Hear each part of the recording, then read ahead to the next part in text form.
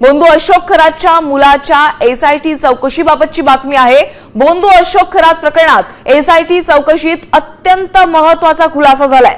खरातचा मुलगा हर्षवर्धननं एक धक्कादायक कबुली दिलेली आहे। घरात खूप कॅश यायची आणि हे सर्व डॅडला माहित होतं असंही त्यानं सांगितलंय। मुलाच्या या उत्तरामुळे आता खरात हवाला रॅकेट चालवत असल्याची दाट शक्यता निर्माण झाली आहे। तर या प्रकरणाचा एसआयटी कडनं आता अधिकचा तपासही सुरू आहे।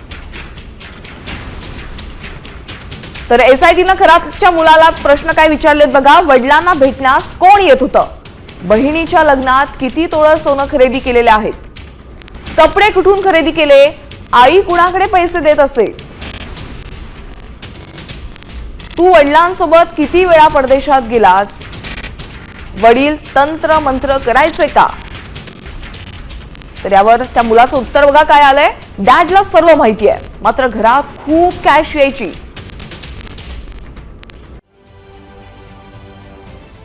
महाराष्ट्रातील सर्व बातम्यांचे विश्वासार्ह व्यासपीठ